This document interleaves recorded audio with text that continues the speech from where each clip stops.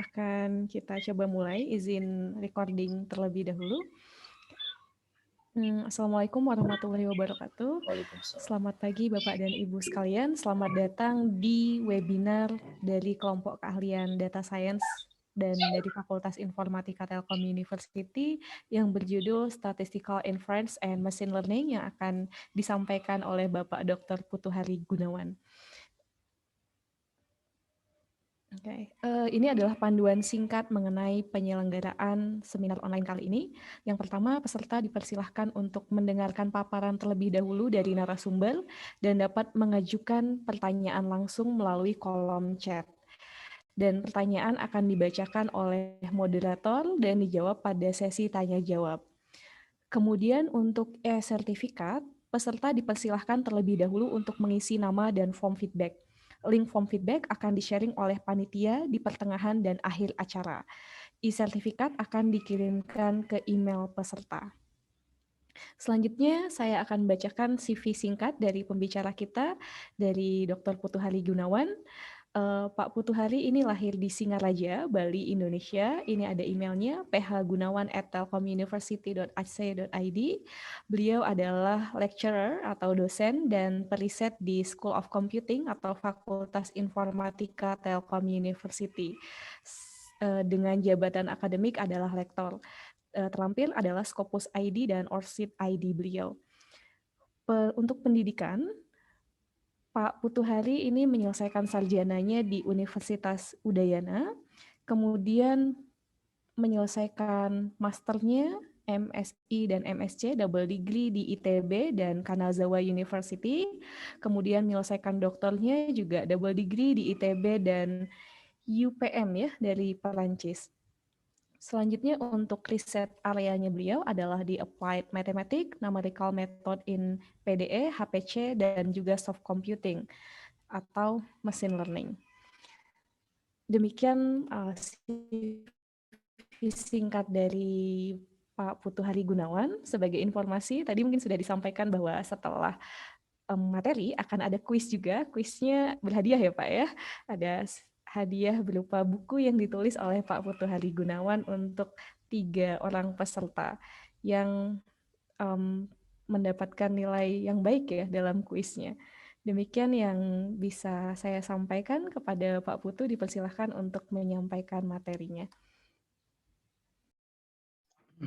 Baik, terima kasih Mbak Widya. Apakah suara saya jelas ya? Ya ini Jelas mohon Pak. maaf nih suara saya agak aneh hari ini karena mungkin nggak tahu cuaca ya. Oke, saya izin share dulu, Bapak Ibu. Ini mungkin pesertanya nggak semua Bapak Ibu ya, masih ada mahasiswa ya Widya. Masih ada mahasiswa atau malah ada mungkin anak-anak SMA ya. Kalau di sini, kalau dari survei sih ada sedikit anak SMA, Ya. kebanyakan adalah mahasiswa, kemudian ada dari S2 juga, tapi ini Oh, terkait dengan pendidikan terakhir atau saat ini ya. oh Ada ya. S3 juga Pak, beberapa Pak. Oke, iya baik. Ya, oke, baik saya mau menyapa dulu selamat pagi Bapak Ibu semuanya. Terima kasih sudah hadir. Di sini sebenarnya sesinya adalah sharing ya Bapak Ibu. Saya akan hanya menjelaskan sebenarnya tidak akan menguji dan mengevaluasi seperti kuliah ya Bapak Ibu ya, karena ini adalah sejenis informasi yang kita sharing ya, saya temukan, saya baca, lalu kita coba sharing gitu ya, kita berkumpul di sini untuk sharing. Yang menarik sebenarnya adalah yang akan saya bahas di sini adalah statistical inference ya dan machine learning. Sebenarnya kenapa saya tambahkan machine learning, karena supaya banyak peminat Bapak Ibu. Kalau tanpa machine learning mungkin pada nggak mau join nih gitu ya. Eee machine learning di sini tidak akan bahas secara detail seperti machine learning, karena saya asumsikan bahwa Bapak Ibu sudah pernah mendengar machine learning sebelumnya. Nah, di sini sekarang akan dipertegas gitu ya, seperti apa sih machine learning dan statistical inference ini. Dan statistical inference ini yang saya lihat dan selama saya jadi dosen di Telkom gitu ya, terutama di informatik, mahasiswa-mahasiswa yang sedang tugas akhirnya adalah machine learning gitu ya, masih belum memasuki area statistical inference ini. Padahal statistical inference ini penting ya, selain hanya ngelihat dari machine learning akurasi dan sebagainya ya, karena kita tahu bahwa machine learning sendiri basic knowledge-nya juga dari statistik. Nah, ini yang akan mungkin saya sedikit bahas mengenai statistical inference.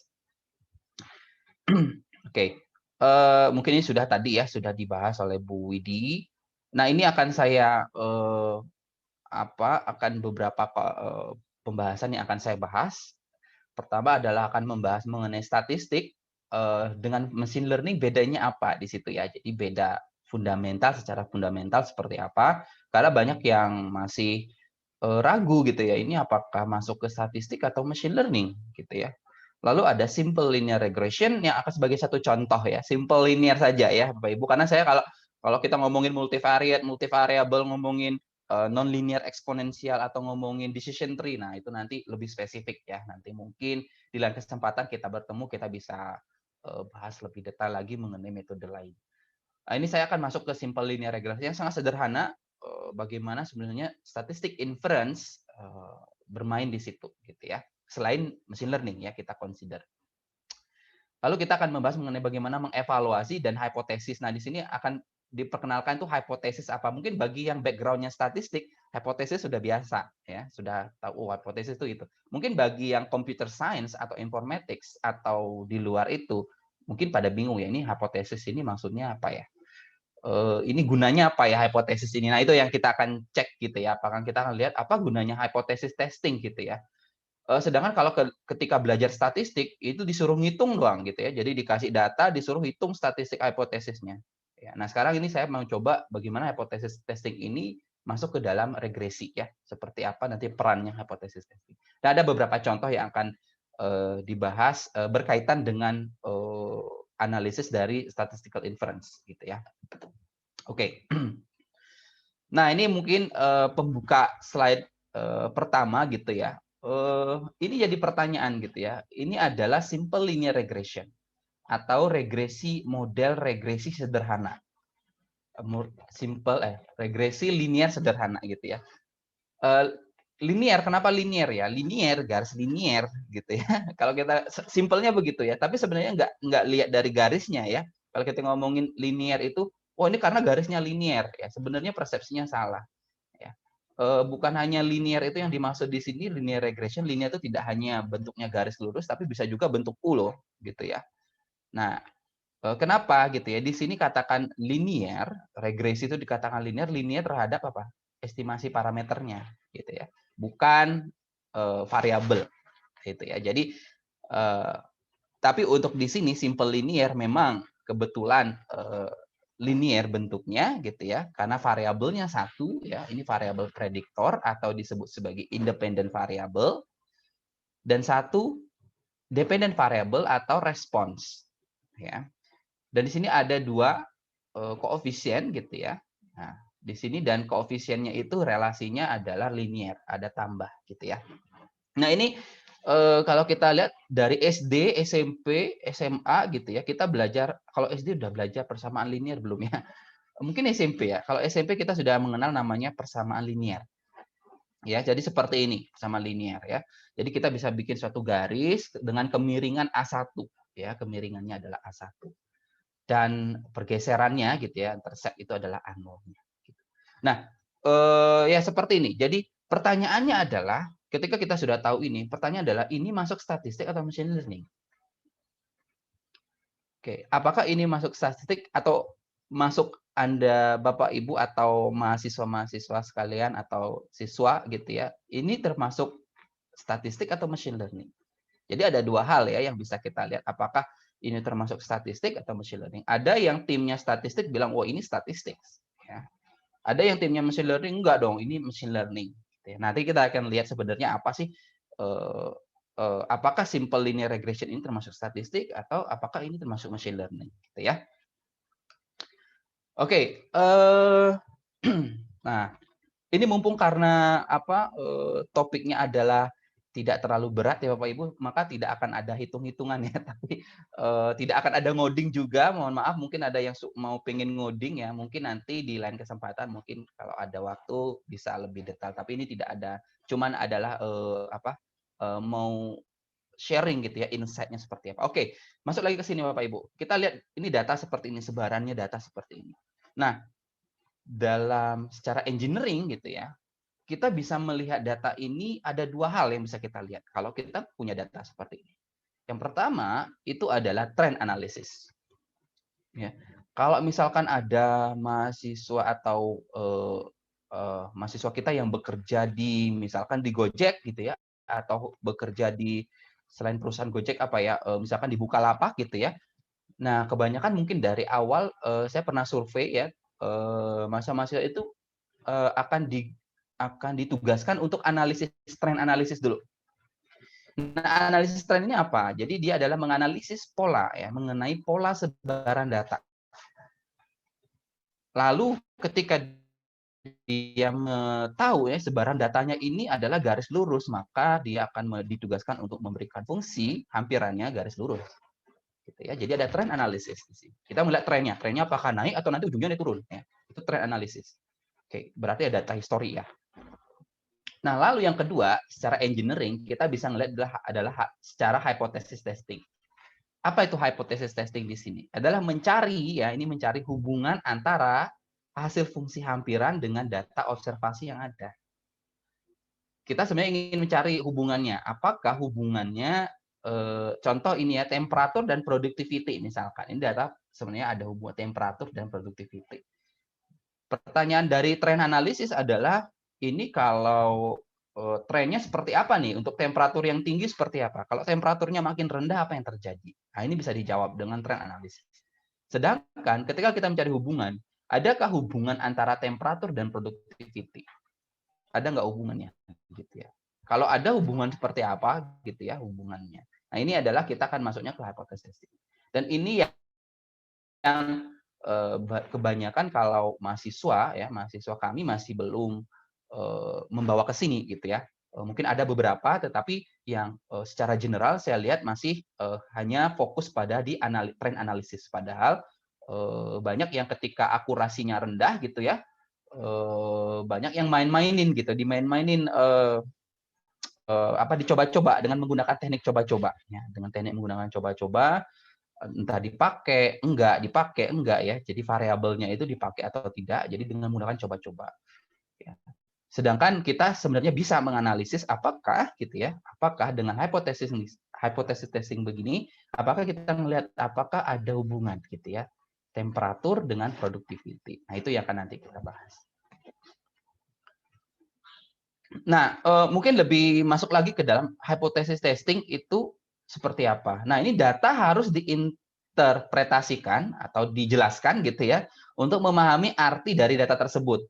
Ya, tentu saja ya, kalau kita punya data, terus datanya kita tidak interpretasi, ya sama saja. Ya. Data penjualan, kalau kita tidak interpretasi, ya tidak akan berguna. Gitu ya, akan masuk di dalam drive. Ya. Dan drive-nya penuh, nanti bisa dihapus gitu ya. Padahal data itu bisa kita gunakan. Nah, kita dapat menafsirkan ya, hypothesis testing ini adalah menafsirkan data dengan mengasumsikan struktur yang diinginkan dan menggunakan metode statistik. Jadi, hypothesis testing ini bukan metode ya, tapi di sini adalah penafsiran dulu ya. Lalu kita menggunakan tools atau alat statistika untuk mengkonfirmasi apakah asumsi yang kita berikan itu kita terima atau kita tolak gitu ya. Nah, itu nanti. Nah, asumsi tersebut disebut hipotesis dan uji statistik yang digunakan di sini adalah uji hipotesis statistika. Jadi ada dua ya, sebenarnya ini adalah hipotesis, lalu ada uji hipotesis. Ya, jadi ada dua. Nah, data yang akan kita uji merupakan data sampel. Ya, mungkin kita mungkin secara umum orang sudah pada tahu tapi pada tidak ngeh gitu ya. Data yang digunakan itu sebenarnya adalah ketika kita mencari data yang ada itu adalah data sampel, ya, bukan data populasi. gitu ya. Nah, disinilah tugasnya ya, yaitu adalah inferensi statistik atau statistical inference untuk dapat menggambarkan sebenarnya keadaan yang lebih tinggi itu populasi dari data sampel yang kita gunakan. Contoh ketika kita punya data ya, saya punya data misalkan data penjualan produk di Shopee misalkan, ya di bulan Ramadan ya. Nah ini datanya ada. Nah pastinya adalah yang kita punya data tersebut adalah data sampel ya, karena tidak semua data bisa kita cover atau tidak semua tahun Ramadan bisa kita cover. Artinya itu adalah sampel. Ketika kita ingin melihat bagaimana untuk keseluruhan begitu ya, untuk keseluruhan Ramadan yang ada gitu ya. Nah, maka itu artinya kita ingin menggambarkan perilaku populasi gitu ya. Nah, ini yang kita sebut sebagai inference statistik. Dan ini masih belum banyak rekan-rekan yang menggunakan statistical inference ke dalam machine learning gitu ya. Oke, lebih detail lagi mungkin ini gambaran saja. Mungkin yang sudah kalau bidangnya statistik ya sudah ini jadi makanan pemuka gitu ya.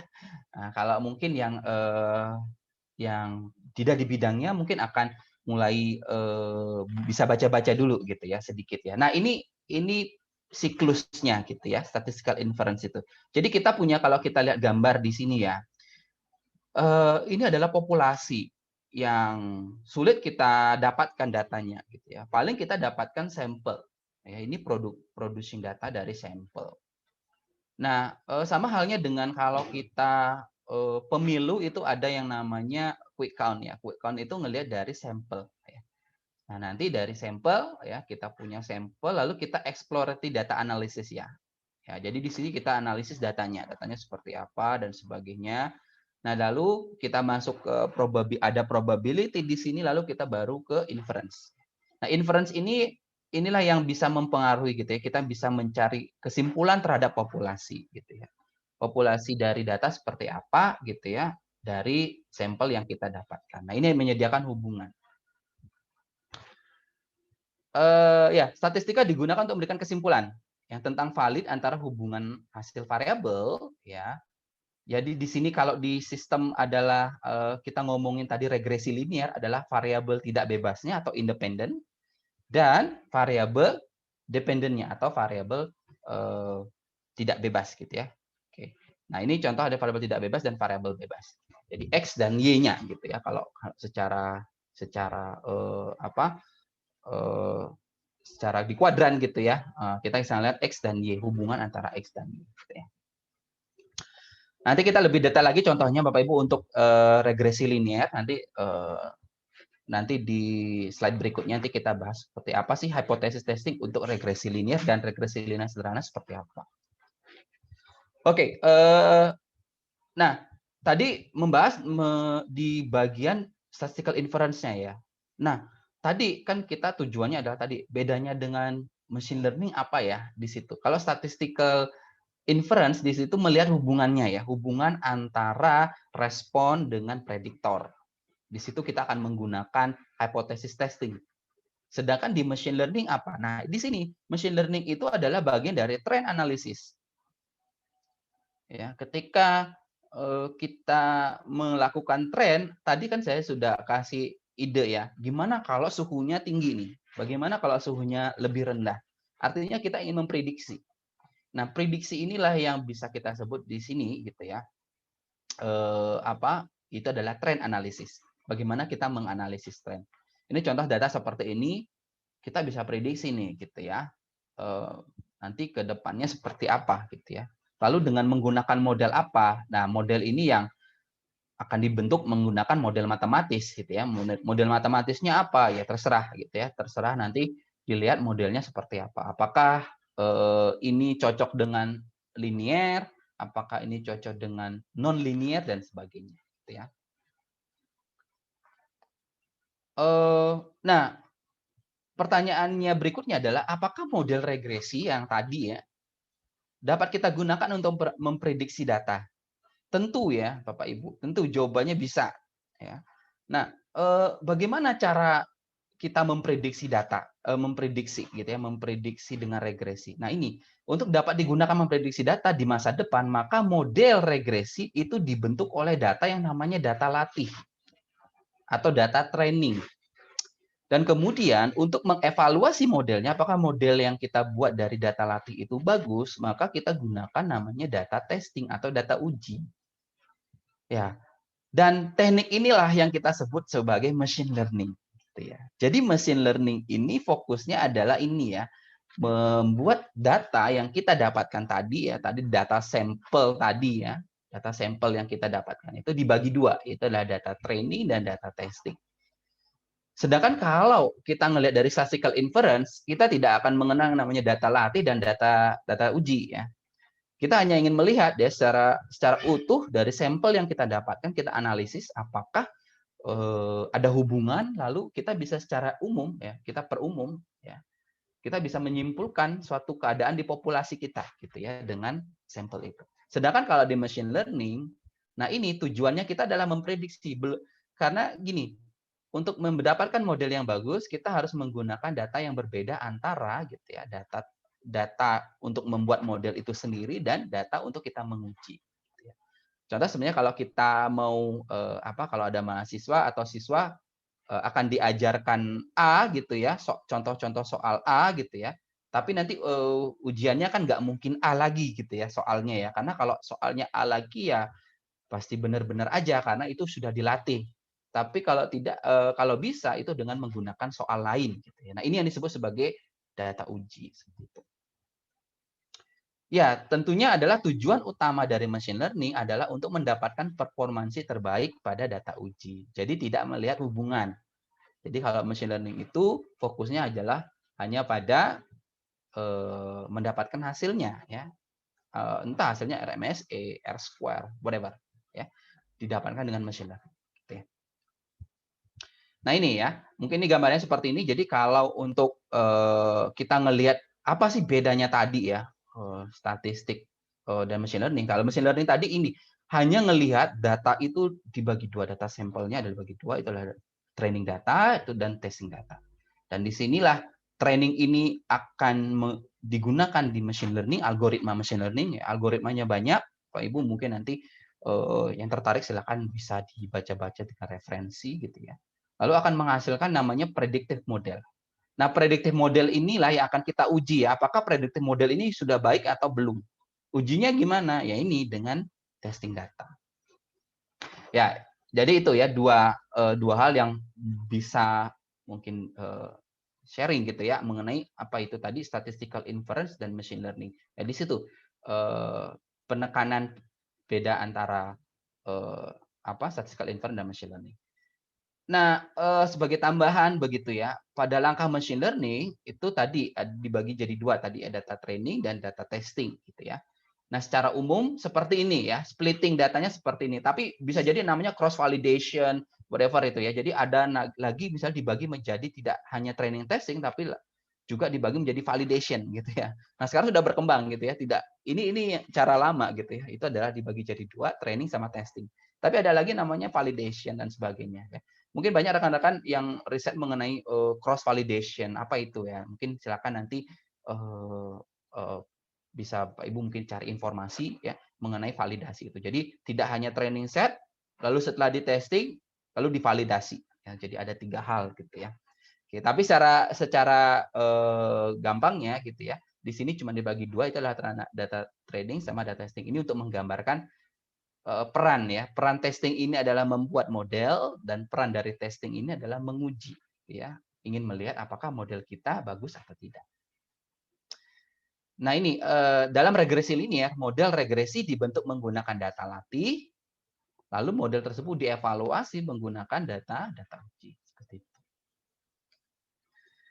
Ya, ini menyimpulkan antara statistik dan machine learning ya. Oke, dalam hal statistika versus machine learning ya. Nah, ini machine learning tidak akan ada tanpa statistika ya. Tetapi pembelajaran mesin ya, atau machine learning ini sekarang sangat populer gitu ya. Kalau hanya ngelihat dari tadi ya statistika atau statistical inference saja gitu ya, mungkin tidak akan menarik gitu ya. Hanya melihat hubungan, so what gitu ya, tidak berguna gitu ya. Padahal kalau kita ngelihat secara data science gitu ya, data science ngelihat itu ada bisnis domain di situ. Dan bisnis domain itu adalah bagaimana membantu bisnis domain di situ. Salah satunya adalah machine learning gitu ya, bisa gunakan untuk membantu bisnis domain. Nah, dengan tanpa adanya tadi dengan adanya machine learning, maka jadi metode statistika ini jadi berguna gitu ya. Makanya di sini tidak ada yang mana nih yang punya statistik dan mana machine learning gitu ya. Jadi ini sudah tidak menjadi harus dipertanyakan gitu ya, karena ini sama-sama melekat. Machine learning itu membawa metode statistika di dalamnya ya.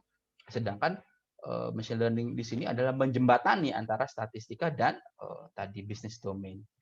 Dan ketika kita ngomongin jumlah data yang besar atau big data, tentunya tadi ya hanya statistika melihat hubungan dengan hypothesis testing itu tidak cukup ya. Artinya di sini machine learning sangat lebih berperan gitu ya untuk menjembatani antara metode dengan bisnis domain gitu. Karena kalau tidak statistika hanya sebuah teori ya, tidak hidup begitu ya. Tapi di sini hidup karena di sini ada jembatan, yaitu adalah machine learning itu sendiri. Nah, perlu ditekankan lagi pembelajaran mesin adalah tentang hasil. Ya, tentang hasil. Dan ini layaknya seperti kita bekerja di suatu perusahaan di mana kita dievaluasi dari performance kita gitu. Kalau performanya bagus, ini oke, ini bisa naik jabatan gitu ya, atau bagus ini ya. Performanya ini jelek nih gitu ya, maka misalnya potong gaji dan sebagainya. Berarti dilihat dari performance ya. Jadi itulah pembelajaran mesin dilihat di situ. Sedangkan kalau pemodelan statistik ya, ini lebih tentang menemukan hubungannya. Ya. Apakah ada hubungan antara bos dengan pekerjanya gitu ya, hubungannya apakah baik gitu ataukah misalkan tidak cocok gitu ya, artinya ya nanti berarti kalau tidak cocok artinya nanti hasilnya juga akan buruk. Nah ini yang bisa kita ngelihat ya, kita lihat dari statistik. Jadi tidak pure kita hanya ngelihat dari segi hasilnya gitu ya, tapi bisa kita ngelihat dari segi hubungannya antara variabel. Di sini adalah kalau di regresi linear itu adalah independen dan dependent itu ya variables. Oke, mungkin itu ya yang di sini yang bisa saya bahas di mengenai statistikal. Mungkin mudah-mudahan ada gambaran mengenai apa bedanya statistical inference dengan machine learning. Karena ini kalau kita lihat, kalau kita Bapak Ibu mungkin membaca referensi yang ada di luar gitu ya. Sebelum masuk ke machine learning ini statistical inference dulu nih, gitu ya. Sedangkan kalau di kita mungkin pembelajarannya belum sampai di situ ya, terpisah gitu ya, statistika, machine learning, belum ada benang merah di situ gitu ya. Tapi kalau sudah di luar baca beberapa online course atau apa Bapak Ibu mungkin sudah akan melihat benang merahnya, pasti ada pertama adalah statistical inference di situ gitu ya. Dan baru kan membahas mengenai machine learning seperti itu. Baik, nah di sini akan mulai saya jelaskan mungkin ini sebenarnya tidak begitu banyak ya Pak Ibu ya. Nah ini akan melihat bagaimana sih simple linear regression ini dengan statistical inference karena ini jarang yang jarang menggunakan gitu ya, jarang mahasiswa-mahasiswa kami jarang menggunakan ini gitu ya. Dan ini mungkin perlu di sini saya sosialisasinya, sosialisasikan apakah seperti apa sih statistical inference itu ya di simple linear regression seperti itu.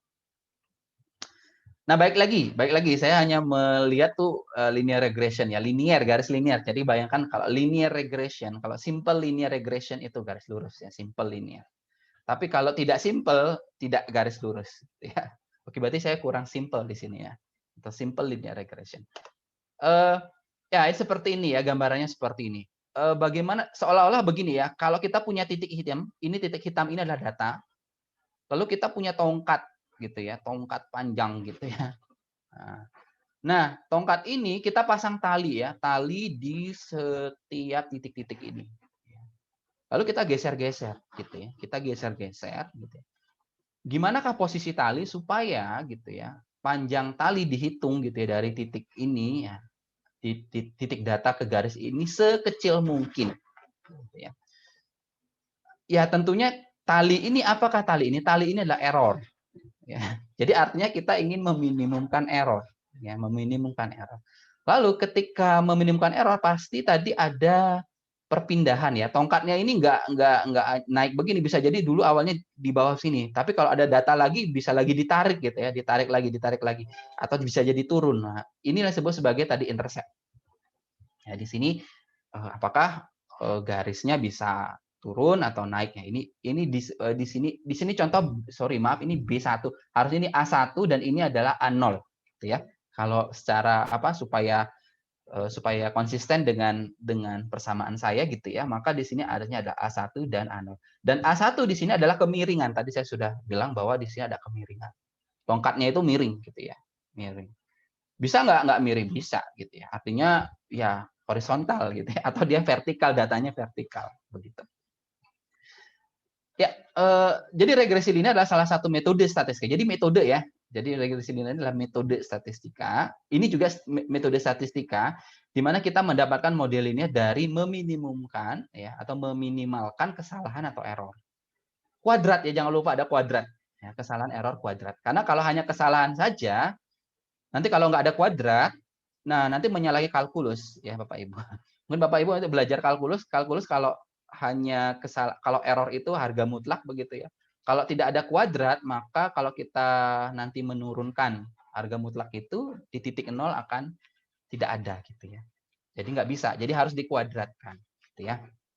Nah, mungkin nanti detailnya nanti seperti apa. Nah, ini contoh untuk regresi linear sederhana seperti ini ya. Jadi ini gambarannya seperti ini. Kita minimumkan fungsi errornya. Fungsi error itu seperti ini. Ini adalah jumlah dari yang merah ini ya. Ini yang rumus yang di dalam ini apa sih? Ini gambarnya merah ini ya, merah ini. Jadi data dikurangi oleh ini ya, si biru ini. Tapi tadi saya bilang bahwa ini dikuadratkan ya, karena kalau tidak dikuadratkan nanti untuk cari minimumnya susah. Kita tidak bisa nurunkan harga mutlak gitu ya, karena di nol, ketika dia di nol itu tidak indifferentiable gitu ya. Sedangkan kalau kita kuadratkan itu adalah nanti errornya adalah error kuadratik atau parabola gitu ya ceritanya, maka itu tentu saja bisa kita turunkan di setiap titik gitu ya. Oke, mungkin ini sudah, kalau yang bermain di regresi linear ini mungkin sudah paham betul ya, sudah mungkin sekarang lagi tidur gitu, untuk menjelaskan regresi linear ini. Oke, ya, oke. Nah, model regresi linear sederhana seperti apa? Tadi kan kita punya fungsi error tadi. Fungsi error ini ya, mungkin untuk siswa-siswa mungkin yang apa ini ada mahasiswa, ada SMA, ada mahasiswa S1 mungkin ya. Nah, di sini kan kita lihat tadi ini dari fungsi error ini, bagaimana kita mendapatkan modelnya. Ya. Yang dicari ini apa sih ini yang dicari dari model ini? Kalau ketika ketemu kita error ini apa yang dicari? Yang dicari adalah ini ya, A1 dan A0-nya. Ini yang dicari. Carilah A1 dan A2, ini dibaca gimana? Carilah A1, A2 supaya ini minimum, seminimum mungkin. Itu yang dicari. Ini bukan cari E ya, bukan cari M, bukan cari Y, bukan cari X atau cari I, tapi dicari itulah A1 dan A0. Ini yang kita cari, berapa kemiringannya si tongkat gitu ya. Berapakah dia perpindahan si tongkat gitu ya, kenaikan atau turunnya gitu ya. Nah, ini yang dicari ya, A1 dan A0-nya. Ya, bagaimana sebenarnya tadi meminimumkan tadi gitu ya. Nah, ini kita bayangkan, asumsikan kita punya M data ya. Tadi data sampelnya itu kita ambil ya, kita dari populasi kita ambil sebanyak M data. Nah, tentunya kita bisa membuat model gitu ya. Modelnya seperti ini ya. Untuk setiap data gitu ya, Y ini adalah nilai si Y-nya. Lalu ada X-nya. Jadi X-nya itu sebanyak M juga. Bayangkan ini kolom ya, vektor ini ya. Y-nya 1 dan PM, X-nya 1 dan PM gitu ya. Lalu A itu adalah A0 dan A1 yang ingin kita cari. Dan ini ada errornya.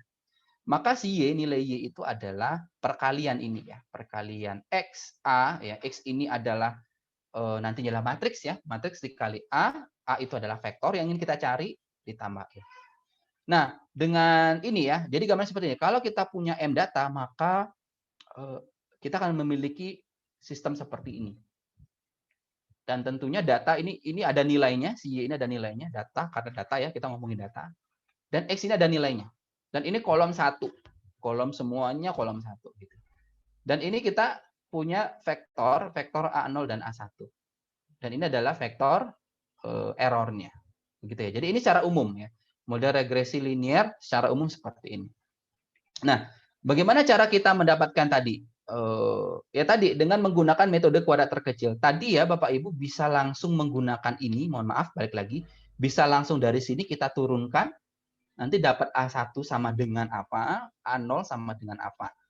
Oke. Atau kalau kita nanti menggunakan komputer ya, lebih sederhananya kita menggunakan matrix base. Jadi ada dua pendekatan. Mau dengan tadi dengan langsung A0 sama dengan apa gitu ya, A1 sama dengan apa, atau kita ngelihatnya dari segi matriks. Artinya ini kita lebih gampang kalau kita menggunakan ini, akan lebih gampang kita pindahkan ke bahasa pemrograman. Ketika kita menggunakan bahasa pemrograman, maka ini akan lebih simple ya dibandingkan dengan menggunakan tadi ya. Nah, karena ini bisa simple gitu jadinya ya. Kita punya data, langsung ambil data Y-nya, pisahkan ini jadi vektor, lalu kita ambil data X-nya, ini kita pisahkan jadi matriks gitu ya. Nah, sama yaitu dengan menggunakan metode kuadrat kecil ya. Ini notasinya jadi begini ya. Jadi norm karena kita adalah ngomongin matriks sekarang, bukan lagi harga mutlak, dan ini kuadrat ya. Norm ini adalah norm Frobenius ya. Jadi Frobenius norm. Seperti apa ya, nggak usah lebih ditanya lagi gitu ya. Nanti Ibu kalau tertarik silakan mungkin nanti dilihat. Ini matematik banget ya di situ ya. Mungkin kalau yang tidak mau bermain di sini ya sudah, hasilnya saja Pak gitu ya. Hasilnya saja apa? Jadi kita bisa melihat estimasi parameter A-nya itu ada seperti ini. Jadi X-nya ditranspos ya, X yang ini ditranspos dikalikan X, lalu diinverskan ya. Lalu dikali X-nya ditranspos dikali Y. Nah, dengan di sini kalau kita bisa nanti dengan lihat ukurannya ya, ukurannya ini berapa kali berapa, ini berapa kali berapa. Nanti kita akan mendapatkan vektornya tidak lain adalah vektor 2 kali 1 ya. Itu adalah ini A0 dan A1. Jadi dengan gampang ketika kita bagaimana cara mendapatkan model regresi linear sederhana gitu ya, dari data, diberikan data X dan data Y, maka simply kita bikin vektor Y, kita bikin matriks A, langsung begini. Matriks X gitu ya. Maka secara sederhana kita bisa mendapatkan estimasi A seperti ini. Dan ini tidak susah kalau matriksnya adalah ukurannya kecil ya. Kalau ukurannya gede, komputer gitu ya, gunakan komputer untuk menyelesaikan. Ya tujuannya pasti ini ya, sekarang sudah tidak akan menggunakan by hand ya, pasti akan menggunakan komputer karena sudah teknologi tinggi ya, 4.0 ya. Zaman sekarang sudah tidak menggunakan komputer ya, ketinggalan gitu ya. Oke. Ya tujuannya ini ya Bapak Ibu ya. Nah, tidak akan lama-lama gitu ya. Nah, terus ini ya, setelah kita mendapatkan ini, evaluasi modelnya apa? Nah, ini kalau yang sering bermain di machine learning pasti sudah mengenal ini. Nah, evaluasinya adalah MSE. Nah, ini banyak terjadi kekeliruan gitu ya. MSE-nya rumusnya kok gini ya gitu ya. Oke. Apa bedanya MSE di sini ya berbeda dengan MSE pada variansi sampel. Kalau variansi sampel itu langsung dibagi 1/M. Dibagi oleh banyaknya data. Tapi kalau di regresi linear itu tidak dibagi oleh banyaknya data. Ini dibagi oleh 1 dibagi M dikurangi N. N itu adalah derajatnya, derajat regresi linearnya, dan dikurangi 1. Apa itu gitu ya. Nah, di sini ya, kenapa kita mengurangi ini? Nah, di sini ada sebenarnya kita mengestimasi 2 parameter ya Bapak Ibu ya. Parameter A0 dan A1. Sehingga populasi intercept A0 dan populasi slope A1 gitu ya. Sehingga kita kehilangan 2 derajat bebas. Itu yang jadi catatan gitu ya. 2 derajat bebas ini A0 dan A1 untuk regresi linear ya. Regresi linear N itu 1, maka dia kehilangan ini adalah slope-nya ya, derajat slope dan derajat intercept. Bagaimana kalau regresi polinomial? Pernah dengar regresi polinomial? Misalkan dia regresi berderajat N, berderajat 2, berderajat 3. Artinya di sini dia polinomial itu masih dalam klubnya adalah masih dalam klubnya linear gitu ya. Karena di sini tadi saya sudah tekankan linear di sini dimaksud adalah linear dalam parameter yang bukan linear dalam variabel ya. Meskipun variabelnya x kuadrat gitu ya atau x pangkat 3 ya, maka masih dalam bentuk linear. Dan di sini n itu adalah pangkatnya, pangkat tertingginya. Maka artinya kalau kita punya polinomial orde 2, maka ada tiga parameter yang akan kita estimasi. Nah, satu yang ini kurangi satu ini adalah populasi interceptnya, sedangkan n-nya nanti adalah sama dengan 2 gitu ya untuk yang polinomial. Karena itu ada populasi slope A1 dan A2-nya. Gitu. Ya, oke. Nah, itu mungkin nanti detailnya silakan nanti mungkin ada beberapa referensi mungkin nanti saya akan kasih silakan untuk yang lebih dalam lagi mengenai MSE ini gitu ya. Karena ini perlu disuarakan gitu ya karena supaya kita tidak salah gitu ya. MSE yang kita sebut itu MSE yang gimana sih? Ini MSE itu adalah mean square error. Ada di-square-kan errornya gitu ya. Jadi ini MSE yang untuk regresi linear. Nah, lalu kalau R2 score ini sama, ini adalah ini dikatakan bagus jika karena linear gitu ya, R2 score-nya adalah mendekati 1. Artinya ya, kalau R2 score-nya mendekati 1 artinya apa? Data kita memang ada hubungan linear gitu ya antara data dan fungsi hampiran kita gitu ya. Jadi ini R2 score-nya. Ini biasanya 2 ini, tapi selain itu ada ya banyak ya. Misalkan tidak MSE ya, tapi absolute error dan sebagainya ya. Banyak kadang untuk mengevaluasi ini selain MSE, R square itu ada lagi yang lain gitu ya. Tapi ini contohnya ada 2 hal yang bisa mungkin di sini saya jelaskan gitu ya. Nah, oke, baik lagi. Nah, setelah mengevaluasi tadi, berarti ini di sini evaluasinya cuma melihat ini ya, melihat apakah tadi regresi linear itu bagus atau tidak gitu ya. Lalu kita akan masuk mengenai hubungan. Nah, baik lagi tadi. Nah, seperti apa sih gitu ya. Nah, di sini ada yang namanya hipotesis testing. Mungkin kalau orang statistik di sini mungkin sudah paham gitu ya. Nah, kalau yang belum, oke, seperti apa gitu ya. Mungkin saya jelaskan di sini. Nah, dalam model regresi linear kita harus membuat beberapa keputusan. Ya. Pertama, apakah model itu sudah sesuai untuk data atau belum? Kalau sudah sesuai atau tidaknya dengan apa? Tadi ya, dengan MSE tadi. Lalu yang kedua adalah apakah kita benar-benar membutuhkan semua variabel prediktor dalam model? Nah, inilah yang kita akan cari jawabannya. Gitu ya. Jawaban pertama tadi, apakah model sudah sesuai? Artinya sudah bagus nggak gitu ya? Artinya kita lihat dengan MSE-nya, dengan R square-nya. Lalu, apakah kita benar-benar membutuhkan semua variabel prediktor dalam model? Gimana caranya? Ya ini, dengan hipotesis testing. Nah, umumnya model dengan lebih sedikit prediktor itu akan lebih baik. Benar nggak? Nggak tahu gitu ya. Kita akan cek gitu ya. Benar nggak? Kalau dengan prediktornya yang lebih sedikit akan lebih baik. Ya artinya tadi ya pengaruh hubungan antar variabelnya kalau makin banyak prediktornya maka hubungan ininya yang harus kita cari itu banyak gitu ya dan faktor-faktor lain gitu ya. Nah, hipotesisnya itu seperti apa gitu ya.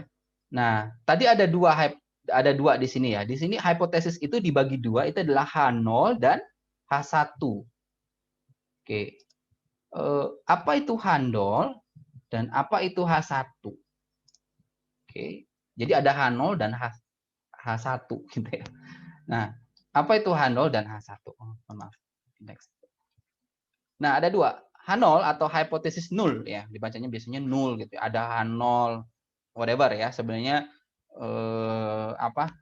intinya harusnya tahu gitu ya. Hipotesis nul atau hipotesis nol gitu ya adalah asumsi pengujian berlaku dan gagal ditolak pada tingkat signifikan tertentu. Jadi asumsi pengujiannya itu kalau apakah pengujian itu nanti bisa berlaku dan bisa gagal ditolak gitu ya. Dan bisa gagal ditolak di tingkat signifikan tertentu gitu ya. Apa itu tingkat signifikan? Muncul lagi ya nanti mungkin ya. Mohon maaf ini. Muncul lagi kalimat-kalimat yang aneh gitu ya. Lalu ada hipotesis satu atau biasanya disebut alternate hypothesis ya. Biasanya kalau yang bermain di statistik H1 atau HA gitu ya, HA atau A gitu. A itu adalah alternate. Gitu. Adalah kebalikan dari hipotesis nul. Ya. Kalau hipotesisnya mengatakan dia baik, maka alternate hipotesisnya H1 berarti dia tidak baik gitu ya. Seperti itu. Jadi kebalikannya saja.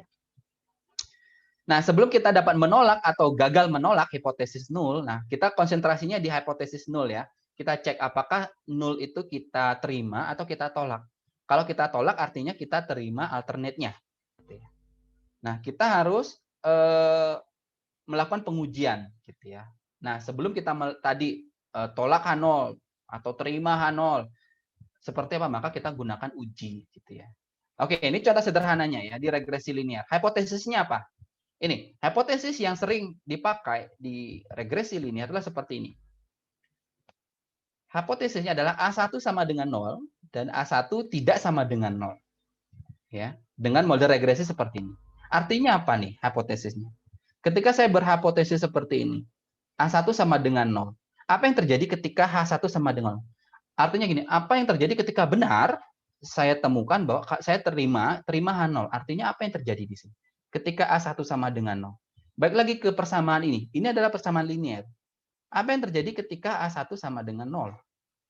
Ketika A1 sama dengan 0 artinya apa? Artinya mungkin gambarnya jadi horizontal ya. Persamaannya jadi koefisien gitu ya. Jadi konstanta. Tapi di sini kita bisa melihat bahwa X dan Y itu tidak berhubungan sama sekali. Ya. Jadi ketika A1 0, artinya kita mendapatkan hasil H1 0, artinya X itu sama sekali tidak berhubungan gitu ya. Dengan Y gitu ya. Dengan artinya X sebagai prediktor itu tidak berguna gitu ya, karena ini 0 gitu. Jadi nggak guna si X itu. Maka kita bisa abaikan si X. Itu yang tujuannya sebenarnya di hipotesisnya sendiri. Nah, untuk menguji ini ya, untuk menguji gimana nih caranya supaya saya tolak atau saya terima nih H0 gitu ya. Gimana caranya? Nah, ini dengan dua uji ya biasanya ya. Yang kita gunakan itu ada namanya t-test dan f-test. Mungkin yang sudah pernah belajar statistik gitu ya, mungkin ini sudah pernah dipakai ya t-test dan f-test. Cuman mungkin masih belum tahu nih ini gunanya di mana nih gitu ya. Tapi di di regresi linear sederhana ini sangat jelas ya, gunanya adalah untuk menguji ini gitu ya. Kenapa menggunakan t-test? Karena tadi populasi kita nggak tahu ya, mean dari populasi kita nggak tahu, kita hanya tahu sampel dan seterusnya ya. Jadi ada dua metode yang bisa kita gunakan untuk menguji ini. Oke. Nah, apa itu t-test dan f-test? Karena kita tidak punya banyak waktu, saya tidak akan jelaskan secara detail gitu ya, bagaimana membuat bagaimana distribusinya, bagaimana cari p-value gitu ya. Nah, ini nanti akan saya langsung saja menggunakan komputer gitu ya. Menggunakan hasil menggunakan R atau menggunakan Mentitab. Ya. Halo? Bisa dilanjutkan saja Pak Putu. Lanjutkan aja ya. Oke. Baik, nanti ada t-test lalu ada f-test, ada dua. Oke. Nah, t-test itu t-test itu digunakan untuk apa? T-test ini untuk melihat kemiringan. T-test itu ya f-test juga lihat kemiringan sebenarnya, tapi secara general ya. Tapi kalau t-test ini ya seperti apa gitu ya? Bagaimana cara kita menggunakan t-test ini? Gitu ya. Pertama, kita berikan dulu sebuah alfa, nilai alfa, ya, level of significance. Secara general, secara umum itu biasanya 5% gitu ya. Alfa itu 5% atau 0,05. Apa itu level of significance? Gitu ya. Berarti lawannya apa? Level of confidence. Ya. Lawannya adalah level of confidence, kepercayaan. Tapi alfa itu adalah level of significance. Mungkin berarti tingkat ketidakpercayaannya, gitu ya. Disebut seperti itu secara awam gitu ya. Nah, alfa di sini kita berikan alfa itu berapa supaya kita tidak percaya hal ini terjadi itu berapa gitu ya alfanya. Ya secara umum 5%, bisa nggak 2%? Bisa. Ya. Ini tergantung dari level of significance kita. Dan diberikan hipotesis berikut. Ya. Jadi A1 tidak sama dengan 0, tapi bisa kita menggunakan sama dengan suatu koefisien. Sama dengan B. Artinya apa? Dengan t-test kita dapat menguji apakah kemiringan populasi bernilai sama dengan B atau tidak sama dengan B. Atau juga kita bisa ngecek apakah A1 ini sama dengannya bisa diganti lebih besar atau kurang sama dengan. Berarti kalau di sini lebih besar sama dengan, maka H1-nya di sini berarti dia adalah kurang gitu ya. Nah, kalau ada sama dengannya berarti di atas ini ya. Nah, mungkin yang sudah statistik ini apa ya? Sudah ini ya, sudah paham ya. Jadi bagaimana kita dengan menggunakan t-test ya, kita bisa menguji, kita bisa nebak gitu, kita bisa menghipotesiskan gitu ya. Apakah kemiringannya negatif atau positif? Gitu ya. Kan kalau garis lurus itu begini ya, kalau garis lurusnya tadi ya, artinya dia kemiringannya positif ya. Kalau kemiringannya negatif gimana? Ya, artinya garisnya seperti itu. Atau garisnya miring turun gitu ya. Nah itu artinya kemiringan negatif. Nah ini kita bisa ngelihat ya, kita bisa menguji benar nggak regresi yang kita dapatkan itu miringnya positif atau miringnya negatif, atau dia sama dengan suatu koefisien, gitu ya. Nah ini yang bisa kita cek dengan menggunakan t-test. Nah setelah kita berikan alfa, kita sudah tentukan alfa, kita sudah tentukan hipotesisnya, gitu ya, maka kita uji. Ujinya dengan rumus ini, gitu ya.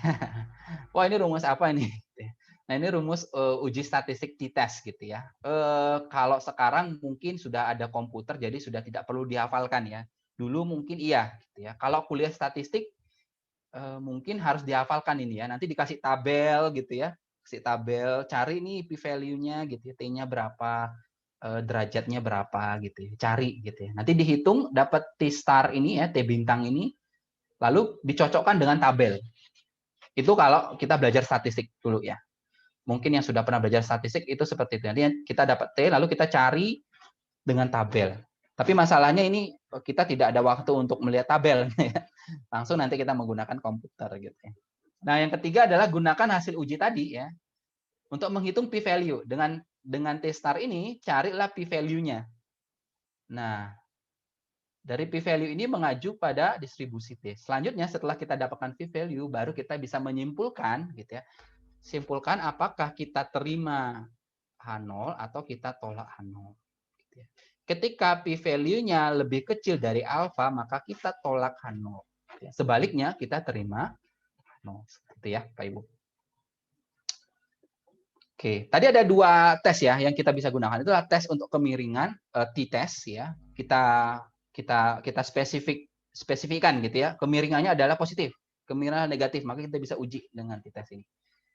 Nah, di sini selain itu kita juga bisa menggunakan uji namanya tabel ANOVA. Nah, tabel ANOVA ini keuntungannya apa? Keuntungannya adalah kita bisa menghitung MSE-nya gitu ya tanpa terpisah. Ya. Kita bisa langsung melihat MSE-nya nih di sini. Kita bisa juga menghitung R-square-nya dengan tabel ANOVA ini gitu ya.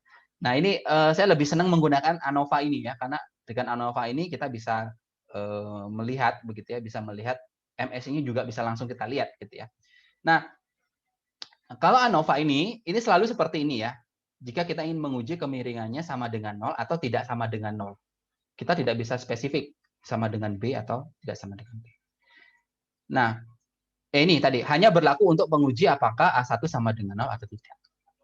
Dan tabel ANOVA-nya seperti ini ya. Tabelnya seperti ini. Jadi kita punya kolom yang namanya SS. SS ini adalah ada SSR, ada SSE, ada SST, itu apa ya. Dan ini adalah DF-nya adalah derajat degree of freedom gitu. Nah, ini adalah N. N itu adalah derajatnya kalau dia adalah simple linear regression, maka N-nya 1. Kalau dia polinomial, misalkan dia derajat 2 gitu ya, maka N-nya 2. Kalau derajat 3, derajat 4 ya, tergantung ini N-nya berapa. Gitu ya. Oke. Dan di sini ada M, min N, min 1, dan seterusnya. Nah, lalu kita punya ini adalah mean square-nya ya. Mean square-nya itu adalah MSR dan MSE. Nah, ini saya sudah bilang tadi dengan ANOVA kita otomatis dari tabel kita bisa mendapatkan MSE-nya gitu ya. Lalu kita punya F star-nya, nilai F-nya dan langsung kita dapat p-value-nya gitu ya. Dengan tabel ANOVA dengan menggunakan tadi komputer software gitu ya. Maka kita akan dengan mudah mendapatkan ini semua gitu ya. Nah, apa itu MSR, MSE ya di sini ya. Nah, ini MSE itu ini dibagi M min N min 1 dan ini cocok dengan tadi ya MSI yang sudah dijelaskan tadi gitu ya.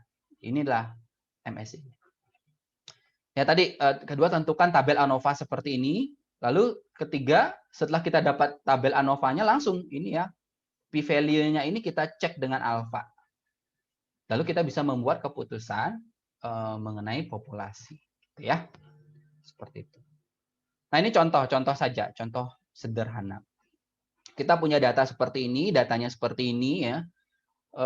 Lalu kita dengan tadi ya, ini contoh menggunakan metode kuadrat terkecil tadi ya. Kita bikin matriks X-nya itu satu semua gitu ya. Lalu ini adalah kolom si X ini ya, kolom si X ini, D ini, 1, 2, 3, 4 ini ya. Lalu kita bikin vektor Y. Nah ini kalau di komputer akan lebih gampang begini. Selanjutnya kita bisa hitung X aksen, X transpose X dikurangi 1 X transpose Y gitu ya. Nanti akan mendapatkan begini. Dan pada akhirnya kita akan mendapatkan modelnya seperti ini. Sangat sederhana. Gitu ya. Model kuadrat. Nah selanjutnya kita akan menghitung. Ya. Selanjutnya kita akan mengevaluasi ini. Gitu ya. Bagaimana evaluasi dari model ini. Nah kita menggunakan hipotesis ini. Benar nggak persamaan ini 1,538X dikurangi 0,36 ini ya. Cocok dengan sebaran data ini. Kalau kita garis plot itu di sini nih ya. Wah, saya lupa plot ya ini ya. Oke. Nah, kita dengan menggunakan tabel ANOVA gitu ya. Dengan tabel ANOVA seperti apa? Hipotesisnya seperti ini ya. A1 H0-nya adalah A1 sama dengan 0, H1-nya adalah A1 tidak sama dengan 0. Nah, lalu dengan menggunakan komputer dia, saya digunakan kodenya dengan Python ya. Bikin fungsi sendiri ANOVA tabel, tapi bisa menggunakan lain. R itu sudah langsung tinggal panggil. Kalau R itu menggunakan R itu langsung panggil. Menggunakan Minitab ya apalagi ya. Itu sudah karena itu adalah software statistik, jadi itu sudah ada fungsinya. Tinggal gunakan. Nah, ini kita bisa mendapatkan apa? P-value-nya ini berapa ini? 5,4 kali 10 pangkat min 9. Bayangkan ini P-value-nya sangat kecil. Artinya apa? Kalau kita bandingkan dengan alfa 5%, ya, kita bandingkan alfa 5% adalah 0,005, ya, maka ini masih kecil ya, P-value-nya ini masih kecil. Sehingga kesimpulannya apa? Kesimpulannya adalah kita tolak H0. Ya. Tolak H0. Berarti dengan alfa 5% tidak ada cukup bukti gitu ya menyatakan bahwa A1 itu sama dengan 0. Ya. Artinya kita bisa tolak H0. Artinya kita yakinkan bahwa populasi kita memang miring gitu ya. Populasi kita memang miring dan bisa dimodelkan dengan garis tadi regresi linear seperti itu. Oke, ini mungkin sudah sedikit lagi ya. Mungkin sesinya adalah tanya jawab. Ini ada contoh kasus kedua gitu ya. Ini contoh ini saya lihat di ada di StatEdu ya. Jadi ini online course gitu ya, online course yang bisa Bapak Ibu nanti bisa Bapak Ibu pelajari gitu ya. Ini gambarnya saya dapatkan dari situ dan data kasusnya seperti itu. Contoh seperti ini. Ini miringnya begini. Nah, tadi kan miringnya ke atas begini ya. Nah, ini miringnya begini nih. Ya, datanya seperti ini. Nah, di sini kita bisa menggunakan kita bisa melihat ini. Ini adalah contoh hubungan antara mortalitas kanker kulit dengan lintang negara. Karena di Amerika itu ya, di Amerika ini kasusnya banyak mengalami kematian karena kanker kulit. Nah, di sini mereka mengambil data. Ada nggak hubungan antara jumlah orang yang meninggal gitu ya karena kanker kulit terhadap latitude ya kemiringan bumi gitu ya latitude itu. Karena bisa jadi berhubungan gitu ya. Nah, ini datanya didapatkan seperti ini ya. Setelah melakukan survei dilakukan seperti ini. Nah, ini di sini itu jumlah kematian per 10 juta orang gitu ya. Laki-laki kulit putih meninggal gitu ya akibat kanker kulit gitu ya. Dengan perbandingan dengan latitude seperti itu. Nah, dengan menggunakan tadi ya dengan menggunakan uji testing ini ada dua uji ya. Di atas ini adalah uji t-test, sedangkan yang di bawah adalah uji ANOVA, analysis of variance. Nah, kalau di sini kita lihat nih ya, T-nya itu adalah ini, negatif 9 untuk latitude, X-nya itu kan latitude. Latitude adalah min 9, artinya dia miring ya. Miring. Miringnya negatif, miring negatif betul, miring negatif. Dengan p value-nya berapa? P value-nya sangat kecil di sini, 0,000. Nah, karena 0,001 atau kecil dari 1% atau kecil dari 5%, maka kita simpulkan bahwa kita menolak hipotesis. Gitu ya. Kita menolak hipotesis 0 atau hipotesis 0. Dan menyimpulkan bahwa A1 tidak sama dengan 0. Artinya apa? Terdapat bukti yang cukup pada tingkat alfa 5% untuk menyimpulkan bahwa terdapat hubungan linear, menyimpulkan bahwa tidak sama dengan 0 ya. Ya, bahwa kita menyimpulkan bahwa terdapat hubungan linear antara populasi, antara kematian akibat kanker kulit dan garis lintang. Gitu ya. Begitu juga dengan analisa of variance, kita bisa melihat P-nya juga sama, kecil ya. Kita juga bisa menyimpulkan dari analisa of variance. Dan kita bisa melihat MSE-nya. MSE-nya berapa nih? MSE-nya adalah 365. Ya, gitu ya. Seperti itu. Oke, berikutlah contoh kasus lain ya. Contoh kasus lain. Nah, ini pertanyaannya adalah, adakah hubungan positif antara penjualan bensin bertimbal dengan beban timbal pada tubuh bayi baru lahir? Oke. Nah, jadi ini ada peneliti tertarik untuk menjawab pertanyaan, begitu ya. Penjualan timbal bensin bulanan di Massachusetts, gitu ya, dan konsentrasi timbal dalam tali pusar bayi. Karena ini di daerah ini ya, daerah Massachusetts ini ada apa? Ada penjualan bensin timbal gitu ya. Nah, lalu pertanyaannya, apakah konsentrasi penjualan timbal itu ada hubungannya dengan konsentrasi timbal yang ada di balik tali pusar bayi gitu ya. Nah, ini aneh-aneh ya. Tapi ini menarik gitu ya. Datanya seperti ini. Nah, pertanyaannya adalah yang kita cari adalah apakah ada hubungan positif? Karena ini lihat nih, dia naiknya ke atas begini ya. Berarti pertanyaan kita adalah kita ingin tahu apakah benar koefisiennya positif gitu ya? Apakah hipotesis nolnya adalah apakah A1-nya lebih besar sama dengan 0 nggak gitu ya? Alternate-nya adalah kurang dari 0. Maka dengan ini ya, atau bisa juga sama dengan 0 begini ya. Kita ingin melihat gitu ya, apakah kita lihat apakah dia positif atau tidak? Karena kita lihat p value-nya dulu. P value-nya kita dapatkan 0,0 P value-nya adalah di sini 0,08. Oke. 0,08 ini kurang dari 5%. Ya. Oleh karena itu uji statistik ini bernilai positif, maka P value untuk pengujian 0 terhadap hipotesis alternatif adalah A1 tidak sama dengan 0 ya. Tidak sama dengan 0 gini ya. Tidak sama dengan 0 artinya dia bisa positif bisa negatif ya enggak? Jadi kalau P value-nya kecil ya, artinya kita tolak H0, tapi kita terima H1.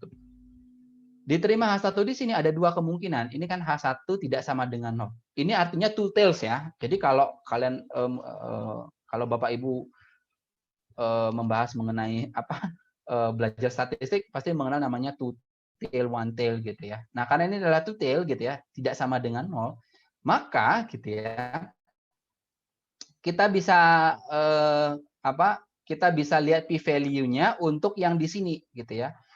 Untuk p value-nya yang untuk lebih besar pada 0. Karena kalau ini tidak sama dengan, maka artinya dia bisa kurang, bisa lebih besar. Pertanyaannya adalah, uji hipotesis tadi kalau dia positif.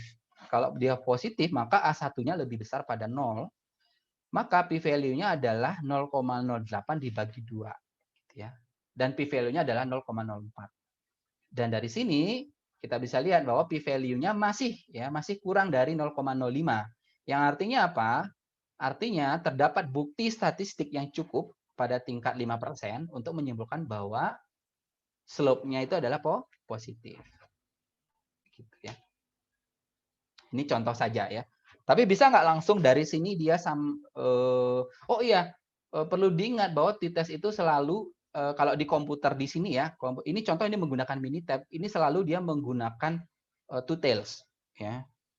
Beda halnya kalau uji hipotesisnya nanti mungkin one tail atau one tail gitu ya. maka ini harus disesuaikan. Gitu ya. Ini kenapa harus dibagi dua, Pak? Karena di sini selalu ya t-testnya itu adalah selalu two-tail gitu ya. Di kiri kanan gitu ya. Padahal kita hanya ingin lihat di kanan saja. Mungkin ya nanti silakan mungkin dielaborasi lagi mengenai t-test ya. Ini akan sangat menarik seperti ini. Kita mendapatkan garis regresnya seperti ini. Nah, pertanyaannya sama, apakah ada hubungan linier antara tinggi badan siswa dan nilai rata-rata pelajaran?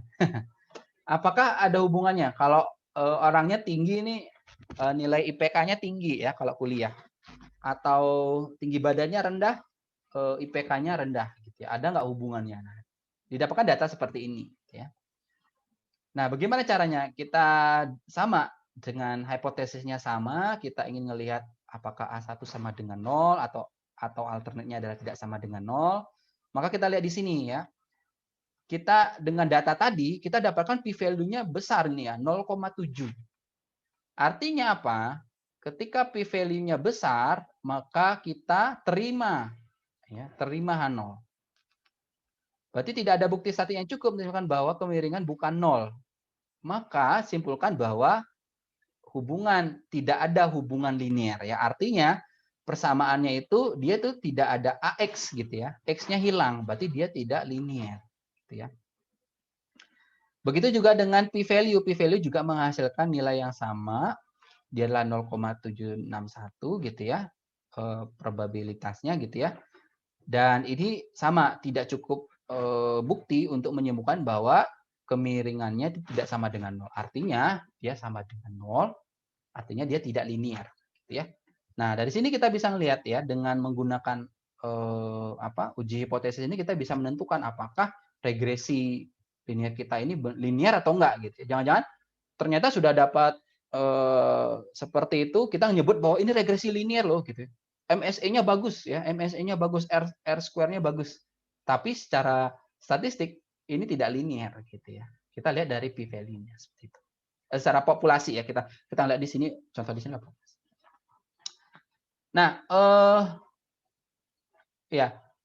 Nah, lalu di sini ada nggak hubungan antara F uji F dengan uji T gitu ya di sini. Nah, p-value terkait dengan uji T bernilai sama dengan p-value yang terkait dengan analisis uji varians. Ada kaitannya ya. Contoh ya. Contoh. Dan ini akan selalu benar untuk regresi linear sederhana gitu ya.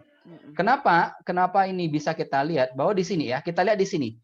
Kalau kita ini contoh balik lagi ke yang kanker kulit ya, ini data yang kanker kulit. Kita bisa melihat di sini apa?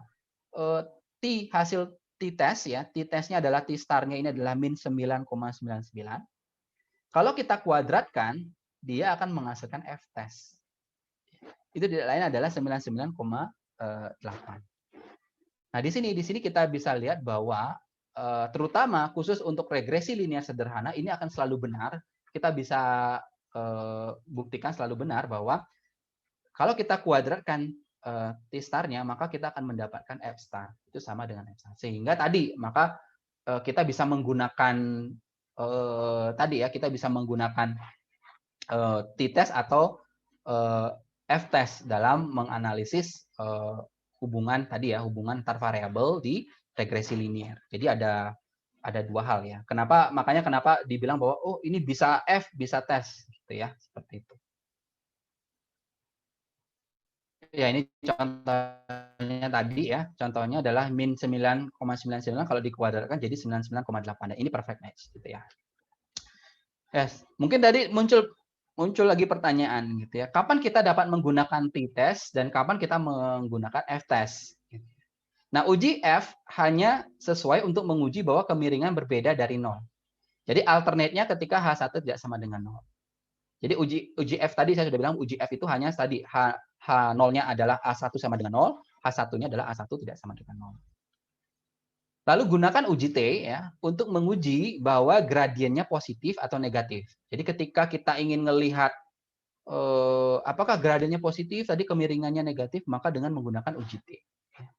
Namun ingat bahwa kita harus membagi p-value dua sisi karena hasilnya adalah selalu two tail ya. Oke. Untuk mendapatkan p-value satu sisinya adalah lebih besar atau kurang. Lalu UGF itu lebih berguna untuk model regresi berganda. Nah ini, ketika kita naikkan lagi level modelnya adalah model regresi berganda ya atau multiple linear regression ya atau multivariate nanti ya, tapi agak sedikit berbeda ANOVA-nya gitu ya. Maka UGF ini lebih berguna ya. Karena kita ngelihat tidak lagi ini A1 lebih besar A2, tidak, tapi kita ngelihat apakah A1, A2, A3, A sampai AN itu sama dengan 0 atau tidak sama dengan 0. Oke, baik, mungkin itu saja yang dapat saya bahas ya. Ini sedikit promosi. Ini saya dengan teman-teman itu membuat buku mengenai khusus untuk regresi ya, regresi bagaimana secara statistik dan secara machine learning gitu, dan ada code-nya juga mungkin, dan ini mudah-mudahan nanti di awal Mei gitu ya atau di pertengahan Mei ini bukunya sudah bisa terbit dan bisa diberikan ke Bapak Ibu semua. Nah ini Bapak Ibu ya, bisa dilihat ya beberapa referensi yang mungkin Bapak Ibu kalau tertarik mengenai tadi apa itu statistik inference gitu ya, dan terutama yang di sini ya online stat ini ya, mungkin Bapak Ibu yang benar-benar statistik seperti apa ngelihatnya, ada sisi terutama dari regresi linear dan regresi multivariate gitu ya, bisa dilihat seperti di sini. Baik, seperti itu Mbak Widi, mungkin saya kembalikan ke Mbak Widi. Silakan Mbak. Baik, terima kasih Dr. Putu Hari Gunawan atas materinya yang luar biasa. Ini ada yang komen, mantap sekali materinya ya. Ada beberapa pertanyaan Pak untuk saat ini, bisa barangkali dicoba dijawab. Yang pertama ada dari Pak Robert Andio Haloho. Ya. Pertanyaannya adalah dataset splitting yang baik untuk machine learning itu berapa persen dari populasi? Mungkin tadi ada sempat pembahasan terkait ini juga, tapi barangkali bisa dijelaskan lebih lanjut ya Pak ya. Oke, langsung dijawab ya. Oh iya, boleh Pak, langsung dijawab aja. Tadi pertanyaannya berapa persen dari populasi gitu ya? Sebentar. Data splitting, ya betul Pak. Dari data populasi. Oh gini, kalau tadi yang saya jelaskan itu di split itu dari data sampel. Populasi itu kita kan nggak tahu ya ukurannya populasi itu. Yang kita tahu itu adalah sampel. Kita nggak tahu. Ini sekarang ke sini dulu ya, populasi dan sampel dulu. Seberapa banyak sampel yang kita butuhkan? Mungkin itu pertama ya. Ya ini tidak ada acuan khusus, tapi di sini kita selalu asumsikan bahwa kalau kita bermain di machine learning itu selalu asumsikan bahwa data yang kita gunakan adalah data terdistribusi normal. Jadi kalau kita mengambil sampel itu ya setidaknya sampel yang bagus itu ketika sampelnya sudah terdistribusi normal. Dan berapa jumlahnya ini tergantung gitu ya, tergantung berapa jumlahnya itu tergantung supaya mendapatkan distribusi normal gitu. Nah tadi split di machine learning itu dilakukan di sampel, bukan di populasi. Jadi kita nggak akan ngomongin populasi sebenarnya gitu ya. Di machine learning itu bermainnya itu di sampel. Dan di sampel itu setelah tadi asumsi sampel kita adalah terdistribusi normal, kita bagi dua split ya. Splitnya itu adalah training atau testing. Seperti itu. Dan berapa persen?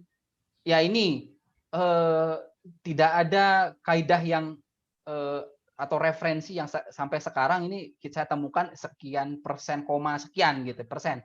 Tidak ada, tapi di sini adalah kita karena di sini adalah tadi ingin mendapatkan performansi yang bagus. Nah, sehingga di situ adalah ada namanya istilahnya adalah trial and error gitu ya.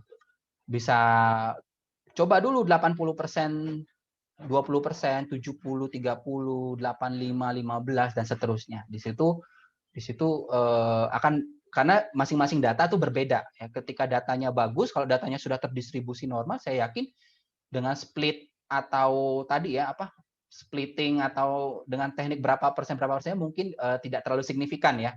Yang akan signifikan itu kalau datanya nanti tidak terdistribusi normal atau bisa jadi datanya imbalance ya Mbak Widi ya. Ini Mbak Widi nih ahlinya imbalance. Ya, Mbak, silakan Mbak. Oke, ya terima kasih Pak atas jawabannya. Semoga sudah menjawab untuk Pak Robert.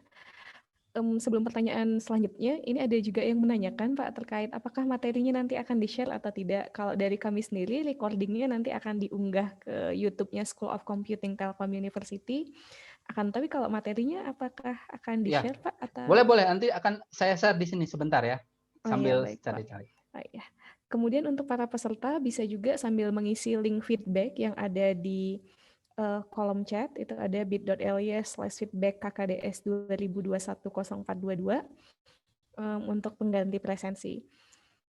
Nanti setelah, oke, saya coba menunggu Pak Putuhari untuk mengunggah materinya. Terima kasih Pak. Sambil jalan nggak apa-apa, Oh iya, tanya jawab aja oke. nggak apa-apa. Ini sebenarnya udah ada pertanyaan lagi, tapi Oh ya, barangkali ada Bapak dan Ibu yang mau bertanya lagi bisa ya di chatnya. Hmm.